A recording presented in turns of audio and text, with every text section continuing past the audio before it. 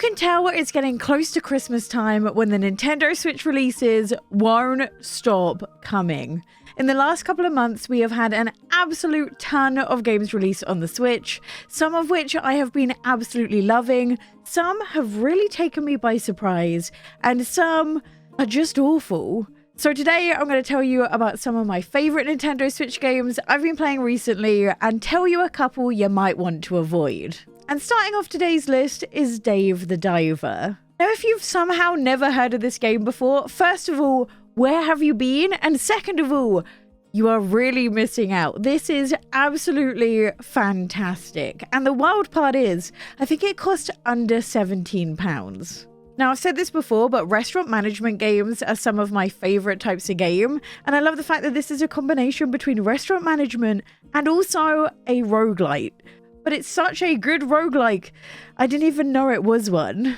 Dave the Diver will see you play as Dave, who, you guessed it, is in fact a diver. And after arriving at this really weird lagoon-like area, he basically becomes the sole provider of fish to a local sushi restaurant. So it will see you go out diving multiple times a day, picking up different fish you find along the way, and then handing them over to the restaurant in order to become sushi.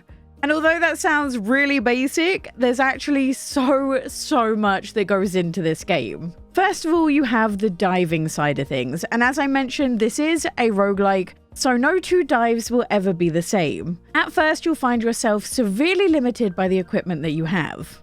Your harpoon doesn't do a lot of damage, you can't really carry that many fish before your bag gets full, and you can't dive deeper than 30 meters. But as you catch more fish, you can serve more at the restaurant and earn money, and you can use that money to upgrade all of your equipment. This will allow you to carry more fish, dive deeper, and get rarer fish, which you can sell for more money when you make them into sushi, and also the ability to get different ingredients as well. And then once you're done with your dives for the day, you can head on over to the restaurant and try and earn as much money as possible. Now, the thing I really like about the restaurant side of things is you actually do a little bit of everything. So it's up to you to decorate the restaurant. You can also hire different staff members as well and train them to make the best staff possible. It's also up to you to make the menu every day based on the different fish you've managed to catch. And in order to make more money, if you've caught an awful lot of one type of fish, you can actually use some of those fish to enhance the recipe and allow it to be sold for even more money. But hands down, my favorite part is the fact that you are also a server, and one of the things Dave can do that no other servers can do is pour drinks, and overall just made the whole restaurant side of it really fun. But there's also a ton more that goes into this game, because along the side of this is multiple different stories.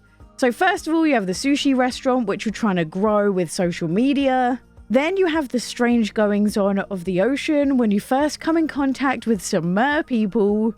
And you also have to take on a conservation group as well. I think the thing for me that makes this game absolutely perfect is every single time you start getting comfortable in the game and think you've figured everything out, it will throw you an extra mechanic or two to grapple with. The game is also chock full of character, be it the witty dialogue that you go through with different people, or the wacky cutscenes that you get when you're least expecting it, to the plethora of minigames that you'll see yourself playing throughout the game as well. It's truly a game that will keep you on your toes. And thankfully, there's very little difference between the Switch version and the Steam Deck version. I think the biggest thing I've seen is just that the load times are slightly longer on the Switch, but definitely not crazy long. And for under £17, I think you'll struggle to find a better experience. This is up there as one of my favorite games of 2023 so far. And I'm so glad the Switch port is actually decent, because the theme of today is going to be the complete opposite. Especially when we're talking about our next game, which is my time at Sandrock. Now, I have been absolutely in love with this game. On the PC, not on the Nintendo Switch, because boy, does that have some issues. But we'll get onto all of that in a second. If you don't know what my time at Sandrock is, originally I referred to it as being a farming sim. I've now come to learn that it's not really that much farming, so more of a life sim which allows you to do aspects of farming. And if you're looking for value for money, this will probably win hands down. There is so much content to do. The main story sees you arrive at the town of Sandrock as one of the 2 new builders appointed to the town. And it doesn't take you long to realize that Sandrock is a town full of issues. You see, this whole game is based in a post-apocalyptic world, because in this world, humans use technology to try and destroy each other. But once the robots became sentient enough, they realized that the problem was in the humans themselves, and dispelled this dark cloud in an attempt to get rid of them. This forced the entire human population underground. And it wasn't until an inventor found a way to get rid of this black cloud that humans could return to the Earth once again. And because of this, Sandrock is a town filled with issues. First of all, you're in a desert landscape, so water is really hard to find and is a resource that you constantly need to keep an eye on. But that's only the start of its problems. You have a criminal called Logan running around causing trouble. You also have these lizard creatures that are trying to attack the town. And also a few leftover robots as well. Now I'm going to be brutally honest and say this possibly has one of the slowest starts to a game I have ever played, even in terms of both farming and life sims. And whilst the voice acting for the characters definitely does help, the pacing is very off at the beginning, and honestly it doesn't really give you much of a tutorial system, so I just felt overwhelmed. And I completely understand how this has put a lot of people off the game. However, I can assure you this game definitely gets better the more you play it. With the mines being opened up later on, you'll be able to farm, you'll be able to own a horse, you can also expand your house and add new rooms to it. And as you get to know characters more, you'll be able to go on quests for them and learn a bit more about their backstory as well. By far though, the biggest mechanic in this game is definitely the building. Every single thing you need to build, mostly for the main story quest, will require you to craft different items. And you'll spend a lot of your time either down in the mines, which I have to say are some of the most fun I've had in mining in a farming sim before, or off in these sort of combat-like areas. My big wish though is that the storage system wasn't so annoying. That's the main thing I think that's letting this down, along with the pacing. But after nearly 20 hours in the game so far, the story is just starting to get good. And so far, the more I've played it, the more I've fallen in love with it. Let's talk now about why this is on my avoid list for the Nintendo Switch. All the footage I've shown you so far has actually been from PC, which you can see up here. Now you're going to be looking at the Nintendo Switch footage. The reason I waited till now to show it is just because I'm not that far through on the Switch, because it looks like absolute garbage. I fully appreciate the fact that this runs with very few frame drops, but I think in order for them to do this, we have sacrificed a lot in the graphics. You have the windmill behind going at like 1 FPS, maybe less. You also have the constant popping of everything in the background as you move, and the difference between this and the PC, or even this and the Steam Deck, is astounding, and I honestly don't find it very pleasant to play at all. And you also have elements of the menu, both while you're playing the game and also when you bring up the actual menu tab, that are straight up blurry. And then we have the other side of things, which is the fact that the console release of this game is not the full game. And I don't think this was made very clear to us at all. So I believe that no console version of this game has multiplayer, so it's only the single player experience so far, with multiplayer not being released until likely summer of 2024, which, let's be real, we might already know about the Switch 2 by then. And then in single player mode, things like romance side quests aren't available yet. There's no introduction of the kids feature on consoles either. There's also no greenhouse, no abandoned dungeon, no DLC, and a bunch of other smaller things that aren't scheduled until around Christmas. And on top of this, there are also further limitations on the Nintendo Switch, including your house being limited to 3 rooms. And there's also a massive decrease in the number of items you can place both inside and outside of the house. So if you are someone who's trying to figure out whether you want to buy it on the Switch versus like anywhere else, the answer really is Steam Deck PC is the only full experience you can pay for right now.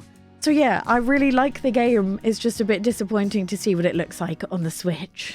Back to games I've been loving, and here's another one that took me by surprise, and that is Mario Wonder. If you ask me what one of my favorite types of game is, platformer would not be anywhere near to the top.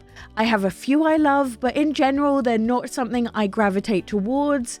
And I'm gonna be real, I bought this game to do a first impressions on stream, and then my plan was to just give it to my dad and never think about it again.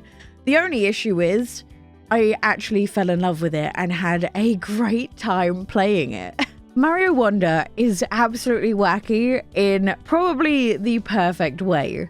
And this wackiness, I think, is why I actually ended up gravitating towards it, as it's honestly been an endless amount of fun. I'm also such a fan of what they did to try and make the game accessible for platformers of every single skill level. First of all, they introduced the Yoshi character, which will take no hit damage, which makes things a little bit easier.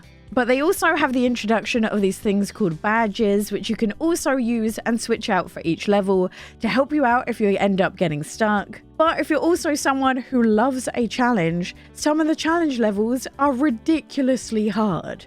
Another thing I really loved was this multiplayer feature. Now, at first, I didn't really know how to feel about it.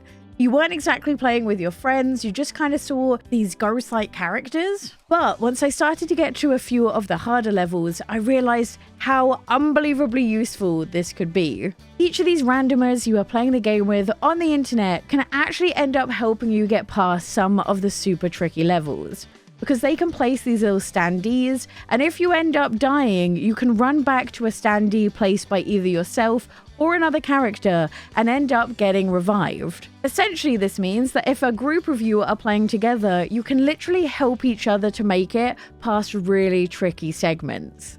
And I think this ability to fine-tune your experience in the game made it for me so much better. That, and also the fact that some of these new abilities are absolutely ridiculous. Like, I loved being an elephant, and I love the fact that they gave that to you in like the first level, so you could instantly fall in love with it. And also finding those little seed things that absolutely changed the level in the craziest ways made it so much fun, because each and every world you go to, you'll find yourself finding a new thing that it does and having even more fun. And then on top of all of this, you also have the fact that the game runs beautifully and also looks absolutely stunning. Originally, I was hesitant as to whether it would be worth its price, but I've had so much fun with it. Even if you're not much of a platformer, this might actually be a great game for you, and also has couch co-op as well, so definitely worth giving a try and definitely worth adding to your Christmas list. Okay, this is going in the avoid category, but you'll see in a second why I'm torn. Let's talk about Fashion Dreamer. I think the best way to sum up my experience with it is this is a game that does what it does incredibly well. The issue is, it doesn't really do a lot, and when the game costs nearly £40, it should probably be doing an awful lot more. Now, if you don't know, Fashion Dreamer is a game all about fashion, but the whole aim in the game is to become a popular designer by dressing up different people you see along the way, by either dressing them in clothes you find or clothes you end up designing yourself. Now, I think after seeing a few minutes of gameplay, you might see my number one complaint with this, and that is the complete and utter lack of different body types. And I can't believe I'm saying this, but this has less body diversity than a literal runway. It makes no sense. And as someone who is plus size myself, it's really sad to see. Now, I fully understand that this might have been a development decision, because obviously making clothes fit on different body types is going to be a lot harder to do than making clothes fit on a single body type. But regardless of why the developers made this decision, it doesn't change the message that I kind of feel like it sends out. And to me, as a plus-size woman, it makes me feel sad to see a game all about being beautiful and being fashionable and not seeing my body type included, because the characters are really, really skinny. There is also literally no story to this. You will do the tutorial, and then after that, you will not be given any indication of anything to do. It is up to you to run around and make your own fun. Now, all the negatives aside, I have found myself gravitating towards this game literally every single day. First of all, there's just nothing like this on the Nintendo Switch whatsoever. And although this is missing a lot of what people loved in Style Savvy, It doesn't change the fact that dressing up people in different clothes is fun. The other thing I really like is the fact that you can run up to different characters and just get the clothing items that they have on them instantly. And one of the really fun aspects of this game is to try and spread your own brand. Because as I said, you can make your own clothes and then you can dress up other people using the clothes you design. And you'll actually get a notification every single time someone chooses to like your item of clothing and put it in their own collection. And then your brand has a little number associated to it. And that is how many items of clothing that other people have of your brand, which I think is such a cool thing to have in the game. Now, even once you get to a high level, right now there's not a huge variety in the different clothes that you can make. But the nice thing is they've already promised new updates coming soon, the first of which will be coming in December and the second coming in January. And it looks like these updates will not only be adding a whole host of different items, like I love these butterfly items, but also the introduction of events as well. Now, although right now I don't think this game is worth anywhere near what it is full price, like 40 quid for this with no story is pretty wild. However, depending on how many updates this game gets, it could easily become worth the money soon. I just hope that one update in the future will include different body types, because I think it would make dressing people so much more interesting if you have to take into account what looks good on each and every different body type you encounter. Another game I've been playing a surprising amount of recently is Silent Hope. This is another one I didn't expect myself to love as much as I do, but I've been having an absolute blast with it. Now, this is the type of game that I play while watching TV, or as I like to call it, a Hunger Games and chill sort of vibe.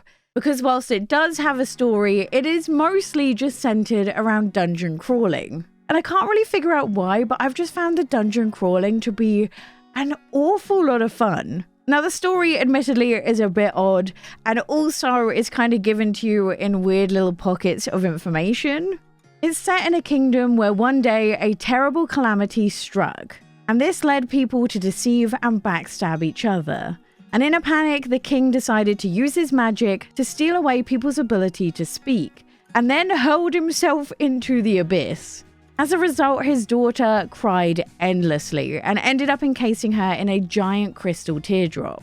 Many years after these events, she re-emerges from this teardrop, with 7 rainbow-colored lights flying out, each of which attracting 7 different heroes. With these 7 different heroes being different players you can play as with different combat styles. And it becomes up to you to hurl yourself into the abyss, work your way deeper and deeper, and try and figure out why the king abandoned his people and his daughter. One of the funniest parts about this game is it's all centered around silence, with only one of the characters being able to speak, which is the princess, yet she will not shut up, and I actually had to go ahead and mute her because I found her so annoying. Now, admittedly, there's not a whole lot to this game. The story isn't all that substantial or all that thrilling, and there's not a whole lot to do outside of the combat, so it's a good thing the combat is actually incredibly fun. I've had a great time playing as each and every one of the different combat styles and trying to level them up so I can figure out what their special abilities do and which one I enjoy playing as the most. As you go, you'll work your way deeper and deeper through the abyss. The enemies will get tougher and harder to fight, but you'll also level up and find rare loot as you go as well. As you explore, you'll come across these different kind of teardrop shapes, and these allow you to either exit the abyss with everything you've collected along the way, or to switch which hero you're playing as having each and every character at a decent level will help when you come up to different boss battles. When you're not fighting in the abyss though, you'll be at the base camp. And here is where you can craft different weapons, farm and cook different foods, and also develop different resources that you've collected along the way as well. As I said, the game itself is not really deep, there's not really a thorough story to it, it's just kind of mindless hack and slashing in a way that I've had a lot of fun with, so if you're looking for this sort of game, might be worth picking up. Next for a game I want to say to avoid is something kind of similar to Silent Hope, and that is Spells and Secrets. This is a roguelike where you play as a brand new witch or wizard, but you're not even given the opportunity to settle into your brand new school life because an incident happens on your very first day, throwing the school into turmoil. and it's up to you to try and save your fellow schoolmates through an ever-changing castle. Now, there is a lot to like about this game. I love the fact that you can use different spells you acquire along the way to really creatively find a way through the school and fight different enemies. Like, for example, every single enemy you meet, you can kind of tackle in different ways depending on which spells you have equipped. And I can definitely see as you progress further and you decide which one of these spells you want to upgrade, this being fine-tuned even more. They also have rooms which kind of have little puzzles in as you go along that will give you either bonus items or bonus currency, a lot of which have a ton of Harry Potter references thrown in, which is a lot of fun. So I love how creative this whole experience is when you're in the dungeon. The real issue lies in how this plays on the Nintendo Switch. It plays absolutely dreadfully. First of all, you have one of these starting cutscenes that literally plays like a PowerPoint presentation. Now, thankfully, there aren't really that many cutscenes, but that is one of the many unplayable issues with the game. The second big one is this marker on the screen that is, in fact, just what the mouse is in the menus, being up on the screen at all times. It most definitely gets in the way. And it's not something you'd expect when you go to purchase this game on the eShop. For the most part, the combat runs pretty well, although there are some significant frame drops here and there, which when you're playing a roguelike is more of a big deal than other types of games. As always, this is something that is going to be fixed in the future, so I will keep you updated as and when it is. But as of right now, it is not a game I can recommend on the Switch whatsoever. It does, however, play pretty decently on the Steam Deck. Next, let's talk about another game I've been loving, and again, took me by surprise, and that is Pikmin 4. I've never personally played a Pikmin game before. I have watched my dad play Pikmin 3, and having watched him, I decided it was far too stressful a game for me, and likely something I would not pick up. But I decided, having seen the trailers for Pikmin 4, how cute it looked, the little doggo creature you could have as well, that I was going to give this one a go. And it's safe to say, I fell in love with it, because all those worries I had about the game not being for me turned out not to be true whatsoever. And I think that just goes to show how well the game was set up, in that its initial levels really teach you everything you need to know without being overly stressful or giving you too many mechanics at once, because I honestly felt the pacing and everything like that was just perfect. If you don't know, Pikmin is a game where you land on this strange planet, which I'm pretty sure is Earth, only to find these weird Pikmin creatures which you can control. Now, each Pikmin comes in a variety of species, each with their own special abilities, and it's up to you to utilize each and every one of them to their strengths, because there will be a few nasty foes that you come across along the way.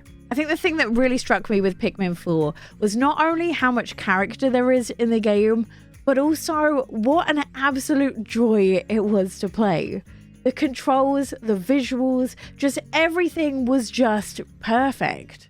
And I kept on telling myself, just play one more day and then we'll go to bed. But each and every day I played, there was something that I couldn't quite finish before the day ended and I had to go back to the ship, which then made me want to go and play just one more day, just to figure out what was behind that wall or what was over in that area of the map I haven't been to. Having seen the playtime of previous Pikmin games, I was a little bit dubious as to whether this was going to be worth full price Nintendo, but honestly, it definitely was. Now, one thing to bear in mind is there isn't actually difficulty settings in the game, which I kind of wish it was, because then it'd be accessible for everyone. But I didn't find it too overly difficult, although I did still find it absolutely tragic when I lost a Pikmin. But either way, if you are looking to jump into the franchise for the first time, Pikmin 4 is most definitely a good way to do it. Overall, just an absolutely fantastic game. And the final game on my list is Star Ocean: The Second Story. I picked up this game as I was looking for a brand new RPG because I was fed up of farming and life sims. I wanted something with some real story, and this popped up and I said, screw it, I'm just gonna try it and see what I think. I am obsessed. The story, the characters, everything.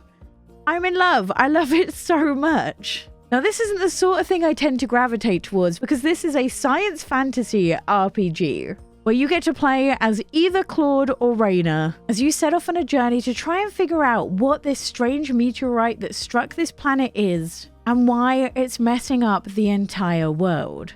Now, at first, I found this game insanely overwhelming. It was very reminiscent of the first time I ever played Xenoblade Chronicles, where I kind of had no idea what I was doing whatsoever, but I just knew I was really enjoying the story. The combat was definitely the thing I struggled with the most at the start. It's a real-time battle system involving 4 different characters, and the idea is you need to break the enemy shields without having yours broken. And the more you can battle unbroken, the longer you can have a combo streak, and the more benefits you get.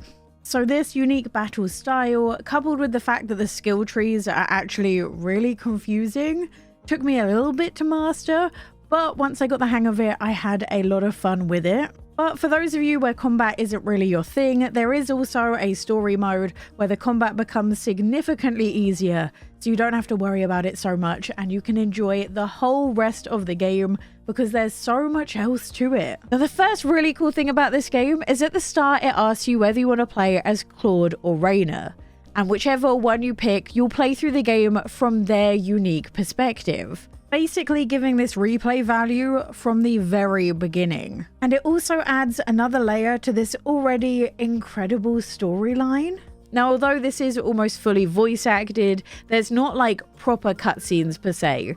The cutscenes themselves aren't animated, they're more so just kind of acted out in this absolutely stunning world you're put into. I am obsessed with the looks of this game. Like, you are a 2D sprite that lives in a 3D world. I just cannot get over how it looks. Now, I decided to play as Raina, who stumbles across this guy named Claude, who, even if she hasn't fully figured it out yet, you kind of figure out that he's not from this world. However, he does agree to come along and help you figure out what on earth is going on this planet, and essentially try and save it, with the hopes that he can figure out how to make his way home whilst going along with it. As I said before, I fell in love with the story, and it also turns out this has multiple different endings dependent on what you pick as well. The thing I love about the story, though, is not only is there a main story, there's also a bunch of different side quests you can go on as well, each of which fully fleshed out and a lot of fun. But alongside all of that is also you and the different members you have in your party. You can go on this personal mode where basically your members of your party go off and do their own thing, and you can find them around each of the towns. And whenever you go and speak to them in these towns, when they have a little quest symbol above their head, it starts a whole separate storyline all about them. And this allows your friendship with each of the characters to blossom as well, with the dialogue options you pick impacting your relationship, so it can either strengthen it or weaken it. But you also get to learn more about who they are outside of the main story, and I absolutely love this feature. Like, for example, I was in this one town, went and found the little quest marker to start this personal interaction, and one of the characters winds up almost getting married to a prince. It's such a small little thing to have in the game, but this goes to show the detail of every single aspect. I honestly didn't expect to love it this much, seeing as this is the first game in this Star Ocean series I have ever played. The story is really interesting. I'm finding it really hard to put down, and I can't wait to see which one of the many different endings I wind up getting. That's it from me. Let me know the game you can't put down in the comments down below.